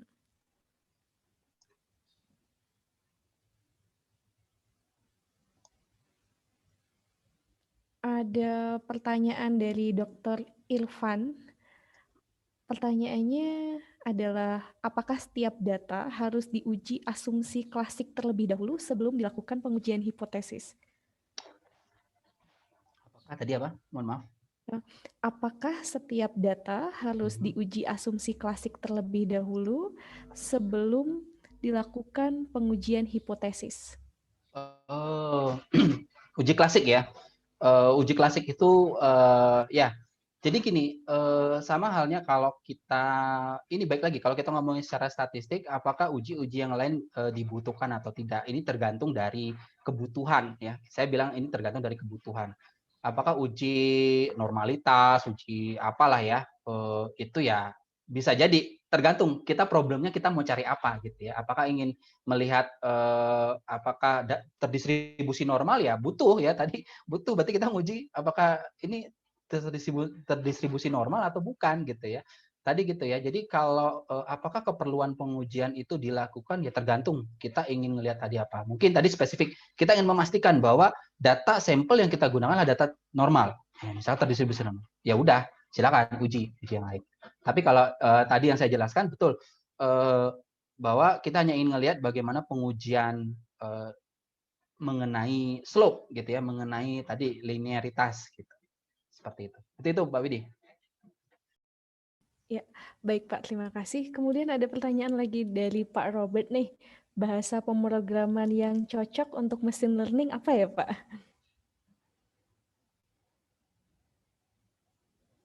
Oke, Eh, bahasa pemrograman. Untuk machine learning ya. Wah, kalau ngomongin machine learning itu banyak softwarenya, Pak. Sekarang ada namanya ya baru kemarin tuh saya cek-cek ada namanya Microsoft Azure ya. Itu Bapak kalau mau bermain machine learning tinggal drop and drag, Pak. Jadi tinggal di drop nih, ada kolom misalkan eh, data, tinggal drag gitu ya. Terus model bisa pilih model apa, model yang paling susah ya, bisa di drag gitu ya. Nanti tinggal Bapak untuk menjalankan tinggal dihubung-hubungkan aja garis gitu. Jadi ada pilihan ya. Kalau Bapak Ibu tidak mau menggunakan coding, tidak mau menggunakan ribet codingan ya tadi Microsoft Azure mungkin pilihan gitu ya. Dan sekarang lagi free ya Pak Ibu, silakan langsung kunjungi. Saya bukan promosi Microsoft ya, tapi tapi kemarin saya baru coba-coba, wah ini luar biasa simple gitu ya, tidak perlu susah-susah. Wah ini error codingannya gitu ya. Tapi kalau misalkan tertarik mengenai mengembangkan softwarenya, mengenai Bapak misalkan tertarik, Pak Robert misalkan ingin membuat software spesifik mengenai machine learning, ya banyak ya, bisa Python, bisa R. Karena R itu base-nya adalah statistik ya. Jadi bisa Bapak Ibu Bapak bisa tinggal langsung ambil aja gitu ya fungsi-fungsi statistik di situ. Jadi tidak perlu lagi code from scratch gitu ya. Kalau mau code from scratch ya silakan bisa menggunakan bahasa pemrograman apapun, tidak terbatas. MATLAB, whatever gitu. Jadi ada yang menggunakan Tableau apa ya? Ya itu adalah prefer ya. Silakan lebih suka menggunakan apa. Tapi kalau misalkan tadi kita tidak mau coding ya, tidak mau ribet dengan belakang, pokoknya kita mau pakai aja model. Saya punya data nih gitu ya. Pakai tadi, misalkan Microsoft Azure itu ya yang Azure Machine Learning for Machine Learning gitu ya. Nah, itu bisa drop and drag gitu ya, seperti bikin apa ya, drop and drag gitu ya, seperti ngedit foto gitu ya, drag gitu ya, tinggal kasih datanya mau dipilih yang mana saja, modelnya apa saja, trainingnya seperti apa dan sebagainya. Tidak perlu ribet mengenai namanya pandas, ngafalin sintaknya, NumPy ya, seperti itu. Seperti itu ya, Pak. Oke, ya. Terima kasih Pak Putuari. Sebelum pertanyaan ke selanjutnya, saya ingin menyampaikan bahwa setelah ini kita akan ada kuis ya, kuis menggunakan kahoot.it, kemudian setelah itu penutupan dan foto bersama. Oke, saya coba bacakan kembali. Ada pertanyaan lagi, masih bisa kali ya untuk satu pertanyaan. Ya. Setelah mempartisi data menjadi training dan testing, apakah selanjutnya perlu di-training ulang modelnya dengan data sampel secara keseluruhan sebelum model dicobakan kepada data baru yang ada di luar sampel? Ini pertanyaan dari Mawanda. Sebentar. Gimana? Ada di Mohon kolom maaf. chat ya, Setelah agak. mempartisi data menjadi train testing, apakah selanjutnya perlu di-training ulang modelnya dengan data sampel secara keseluruhan model dicobakan kepada data yang baru yang telah di luar sampel? Kita hanya menggunakan data sampel ya di sini ya. Jadi kita tidak sampelnya satu sampel semua besar lalu dibagi jadi 2. Intinya gitu. Jadi tidak ngambil sampel lagi, nggak perlu ya. Karena udah sampel itu yang kita sudah bagi 2 gitu. Training sama testing gitu ya. Atau di machine learning itu tadi training testing. Secara ini itu sudah ingin melihat apa kalau kita ngelihat dari segi statistical inference, sampel itu kalau sudah terdistribusi normal dan sebagainya itu sudah nanti bisa mewakili populasi gitu ya. Kita ingin melihat kesimpulan secara populasi. Jadi tidak perlu lagi udah dapat sampel nih, udah dibagi terus ambil lagi sampel. Boleh aja gitu, tidak dilarang gitu ya. Tidak dilarang, boleh dengan menggunakan data sampel baru lebih baru lagi lebih bagus lagi berarti ya. Kita dengan pengujian yang pengujian yang sangat baru gitu ya, data yang memang tapi kalau profilnya sama maka bagaimanapun juga kita ambil sampel lagi dari populasi itu, saya yakin tidak akan significantly berpengaruh gitu ya. Iya, terima kasih Pak Putu. Ini Pak Mawanda, saya kurang tahu ya Bapak atau Ibu gitu ya, mengirimkan kembali, maksudnya data baru yang digunakan untuk testing. Maksudnya data baru yang digunakan untuk testing? Ya betul. Data baru yang digunakan testing tadi mungkin apakah ngambil lagi dari populasi gitu ya? Boleh saja gitu ya, tapi double kerjaan gitu ya. Udah satu ambil sampel besar ya, sampel gitu ya, lalu sampel itu dibagi 2 gitu ya. Mau jadi tadi validation, whatever gitu ya. Karena baik lagi pertanyaannya adalah seberapa yakin data yang mungkin Bapak Ibu yang sudah melakukan penelitian mengenai machine learning bahwa data yang Bapak Ibu gunakan itu data populasi gitu. Gitu ya. Mungkin ya pasti kita selalu bermain di situ adalah data sampel ya. Kita tidak akan menggunakan data populasi itu ya meskipun data itu belum ada gitu ya, tapi kita asumsikan bahwa itu ada sebenarnya populasi gitu. Gitu ya. Terima kasih, semoga bagi Bapak dan Ibu yang bertanya sudah puas dengan jawabannya. Oke. Selanjutnya kita mau langsung kuis aja nih Pak, atau seperti apa? Boleh Boleh? silakan. Ini Oke. sudah ya tanya jawabnya berarti ya. Sudah. Oke. Sebenarnya masih ada pertanyaan sih Pak, tapi Nggak usah deh. nah, waktunya kayaknya masih cukup deh. Ada beberapa pertanyaan lagi nih. Sebelumnya saya mau menyampaikan ada masukan dari Pak Wiyanto gitu ya, bahwa Oh ya. umumnya untuk menentukan besar sampel untuk regresi ini ada apa namanya, ada referensi yang bisa digunakan gitu, ada di Ya. kolom chat. Lalu untuk Bapak atau Ibu Indrayani untuk materi akan di-share, iya ya, nanti akan di-share. Tadi siapa? Pak Suyanto ya? Uyanto Pak, Oh, Yanto ya. Stan spasi Uyanto. Oke. Hmm, Terima kasih Pak. iya. Oke, untuk materi tadi udah di-share ya Pak ya? Udah saya share ya linknya itu link Di-share G Drive. link. G Drive mungkin saya copy lagi ya. Iya, Oke. sepertinya mohon di-copy lagi Pak karena belum masuk di sini Oh, kelihatannya. belum ya? Sebentar ini. Iya. Oh, pantas ya. Saya ke satu orang malah. Oh, satu orang Oke. aja. Oke, ya udah. Untuk materinya sudah ada di ini ya, sudah ada di kolom chat. Ini ada pertanyaan lagi deh, Pak. Ya, Karena boleh. datanya kan terkadang terekstrak real time, apakah kita tidak harus buat model lagi? Data yang terekstrak real time ya? Ada penjelasan lebih lanjut Oh, barangkali? Robert, maksudnya atau mungkin data barunya muncul gitu ya. Hmm, Maksudnya jadi kita udah dapat model. Jadi ya model itu berarti kan kita menggunakan data history ya. Entah pengujiannya menggunakan data yang baru ya, mangga gitu ya. Setelah data baru mungkin habis itu diperbaiki lagi modelnya, di real time kan juga modelnya. Bisa aja gitu. Jangan kita punya model nih dengan data history, terus kita jalankan nih. Ternyata ada data baru. Ternyata datanya nggak sesuai dengan model kita. Nah, nggak apa-apa, itu kita bisa nanti mungkin sebulan kemudian kita menggunakan data yang baru itu kita generate lagi model yang baru. Bisa, tidak masalah kalau real time ya. Gitu.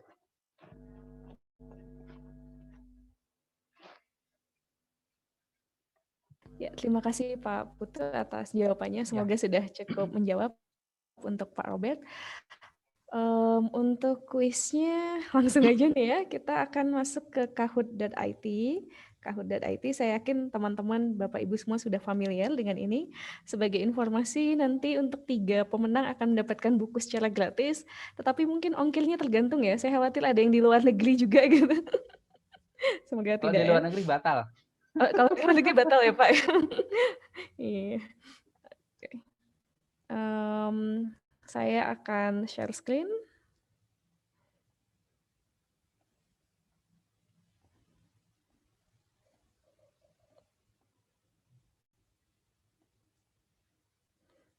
Oke. Sebentar.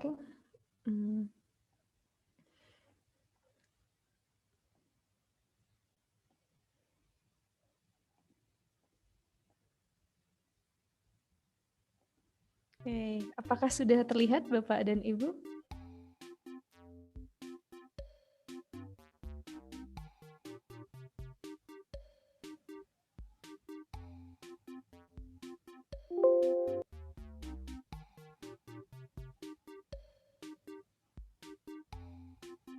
Oke.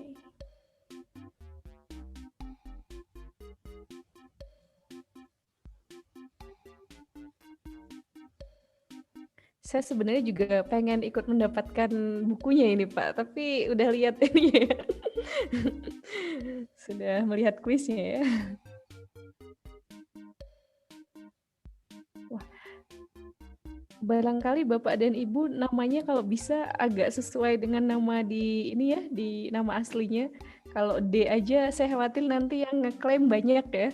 Saya yang D gitu, Widi gitu. Atau D, Dokter Putu gitu. Wah, ada Pak Erwin Budi juga ikut.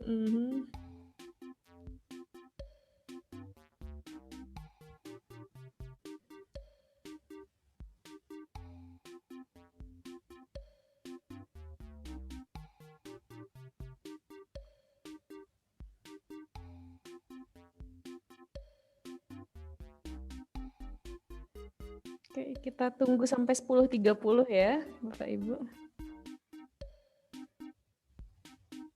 Oke, sebentar, saya coba cek lagi. Partisipannya ada 100 ya. Oke, ya minimal setidaknya 60% bisa ikut ya, kalau bisa. Yang mudah-mudah ya. Soalnya kan udah dibuat duluan, Pak. Nggak bisa diganti nih, Pak. Loh, Pak Erwin ikut ini. Iya, Pak. Tadi saya lihat ada Pak Erwin BS di bawah.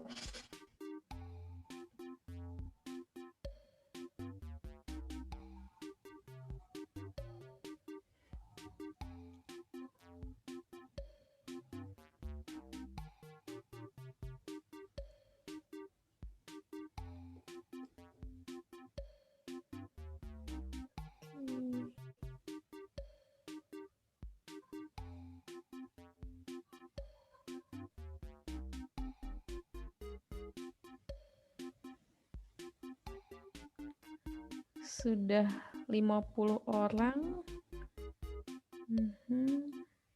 Dan sudah 10.30. Tadi saya berharap lebih banyak yang bisa ikut. Pak Didit ini bukan Pak Didit yang saya tahu kan ya?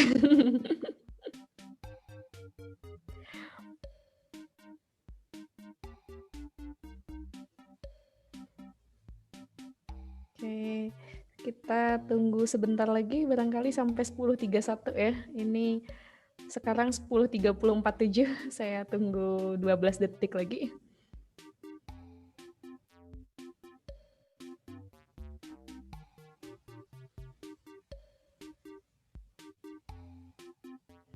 Oke, sudah 10.31. Kita akan mulai, Bapak dan Ibu. Silahkan dipersiapkan, akan ada beberapa pertanyaan terkait dengan materi hari ini. Oke, saya start sekarang ya, Bapak Ibu. Silahkan dinikmati kuisnya.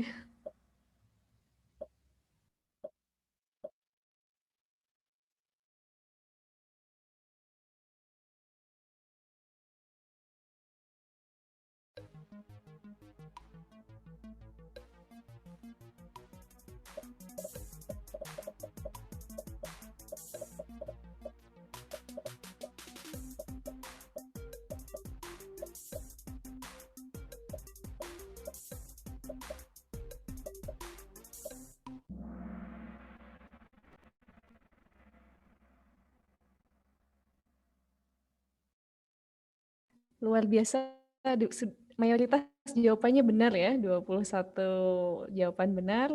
Kita lihat, wah, Pian, Diarjana, dan Agus MH.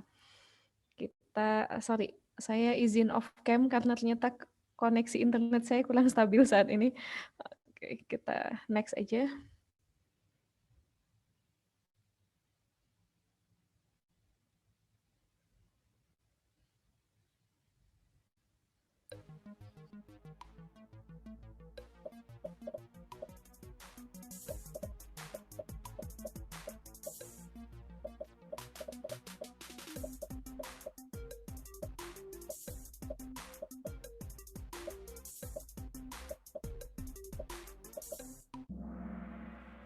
Wah, saat ini jawabannya belum banyak yang betul ya. Coba kita lihat scoreboardnya. Wah, oke. Sudah berubah untuk scoreboardnya. Kita langsung masuk ke pertanyaan berikutnya saja. Harusnya ini cukup mudah ya, opsinya 50-50. Sorry, gambarnya, waduh. Oke, maaf gambarnya telat ya munculnya.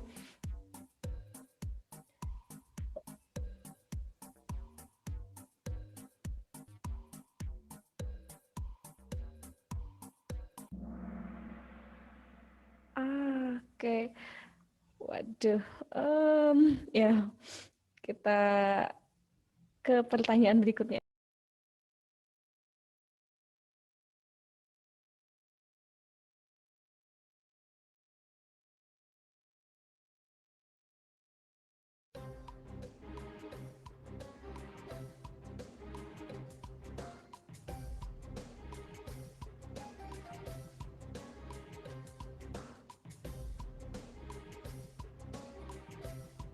Oke, yang di sini yang ngejawab cuman sedikit ya. Kalau di Bapak dan Ibu kira-kira ada kendala terkait ini nggak ya? Terkait soalnya nggak ya? Coba Ya, saya lihat di chat. Nge-lag, Bu. Oh, nge-lag ya? Waduh. Nge-lag-nya dari sayanya atau dari Bapak dan Ibu ya? Oh, ini nge-lag dikit. Sebentar, yang disconnect semuanya ya? Time's up, Bu. Di sini. Kita tetap lanjutkan saja. Time's up ya. Aduh. Pas soalnya keluar, waktu sudah habis. Wah. Saya coba lihat dulu. Kira-kira bisa kita coba lanjutkan terlebih dulu ya. Semoga. Kenapa, Pak? Ada yang menggagalkan kemenangan saya kayaknya. Oh gitu. Iya, ini mohon maaf kalau misalkan terjadi kesalahan teknis ya. Kita coba lanjutkan dulu.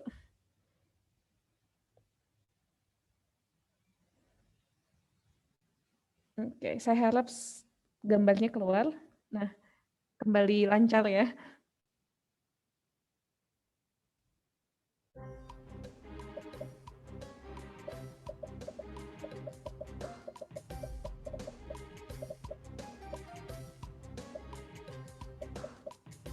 Oke. Alhamdulillah lebih banyak yang benar ya daripada yang salah. Oke. Oh, untuk tertinggi tetap FNU. Oke, kita langsung masuk ke soal berikutnya Bapak dan Ibu. Saya harap lancar soalnya.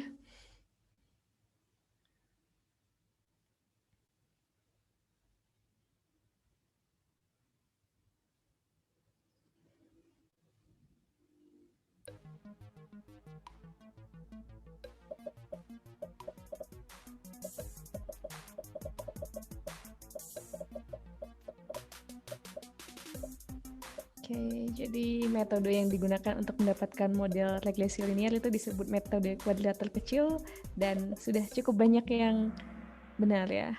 Scoreboardnya berubah. Yang pertama ada Pak Agus ya, lalu Mawanda, lalu FNU. Kita lanjut ke soal yang kedua dari terakhir nih.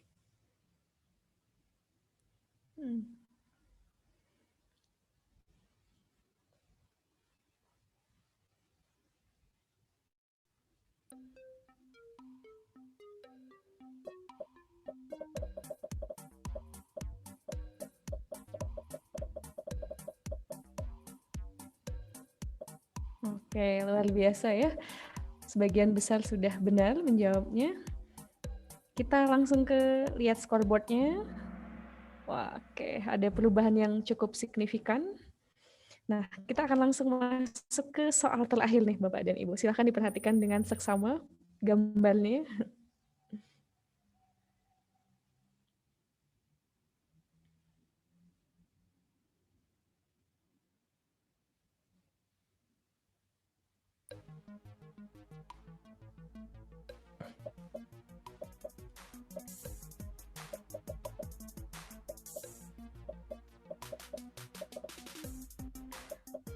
Oke, jawabannya yang merah ya. Ada 13 yang menjawab betul. Kita akan langsung masuk ke scoreboardnya. Wah, kita coba buka ya. Siapakah 3 orang peserta yang berhasil mendapatkan nilai tertinggi dalam kuis kali ini? Oh, peringkat 3 ada Pak Agus. Lalu peringkat 2 ada Kalina Wahyu, dan yang jadi peringkat 1 adalah Bapak atau Mas Yosua Alvin. Untuk ketiga pemenang, selamat. Saya coba print screen dulu. Pemenangnya nanti bisa mengirimkan, untuk pemenang ini mengirimkan nama, kemudian alamat dan nomor kontaknya melalui chat ke panitia, ke saya, ataupun chat yang ada di poster ya. Selamat kepada para pemenang. Saya stop dulu sharingnya. Ya. Untuk chatnya bisa ke saya, Bapak, atau bisa ke yang sesuai di poster, ada kontak personnya. Kita bisa chat private aja ke saya. Thank you. Nah, Bapak dan Ibu, selamat sekali lagi kepada yang sudah memenangkan kuis, dan ya, selamat juga bagi Bapak dan Ibu yang sudah menjawab benar meskipun belum menang, dan terima kasih atas partisipasinya. Kita hampir sampai ke penghujung acara. Yang terakhir adalah pertama adalah penyerahan sertifikat secara virtual ke pembicara. Lalu nanti akan ada foto bersama, jadi bisa dipersiapkan dulu Bapak dan Ibu untuk foto bersamanya. Oke, untuk penyerahan sertifikatnya saya akan share ininya aja ya, share PDF-nya ke Bapak Ibu semua. Ya, ini sertifikatnya. Terima kasih Pak Putu Hari telah mengisi webinar FIF 2021 dengan materi Statistical Inference and Machine Learning. Semoga bermanfaat bagi Bapak dan Ibu semua yang ada di sini. Terima kasih. Terima kasih Bapak Ibu sudah Iya, ada. hadir. Oke. Makasih Pak Ada Putu. closing statement dulu. Sudah Bu? Oh, Sudah. iya. Ya. Oke. Oh ya, sekali lagi tadi untuk yang memenangkan kuis itu bisa menghubungi panitia webinar saja di WhatsApp 082126927959 sesuai yang ada di kolom chat. Gitu. Selanjutnya kita mau masuk ke foto bersama nih Bapak dan Ibu. Silahkan dihidupkan kameranya bagi yang bisa. Sebentar. Oke, saya masuk ke galeri view dari 82 partisipan yang saat ini ada. Baru sebagian nampaknya yang on cam. Pak Febri masih ada di sini, Pak? Oh iya, Pak Febri bisa dibantu untuk ini Pak untuk fotonya. Saya khawatir di sayanya kurang begitu bagus.